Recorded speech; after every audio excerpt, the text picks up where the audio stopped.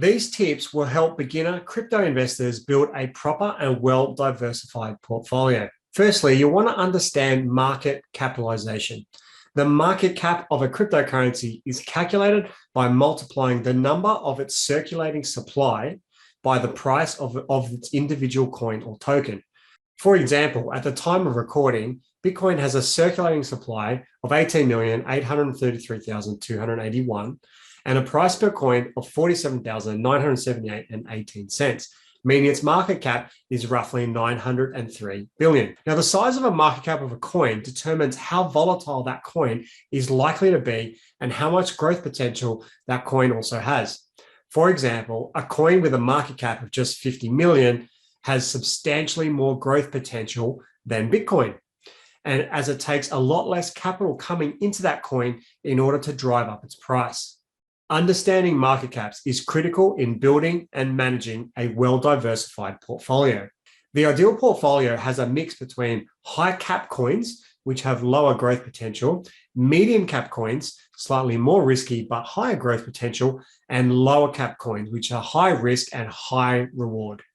A good portfolio skews the higher cap coins as a higher percentage down to the lower cap coins as the lowest percentage. The reason for this is to protect most of your capital while still having some potential for return on investment with high growth, lower cap coins. When starting out, you generally don't want to go outside the top 20 coins on CoinMarketCap or CoinGecko. To keep things simple for you, in this program, we're going to start you off with one of our entry-level portfolios called the Stabilizer portfolio, so you can get used to the crypto market and the platforms. So the first portfolio will consist of Bitcoin at 40%, Ethereum at 40%, Litecoin at 10%, and a stable coin, we're going to use USDC at 10%.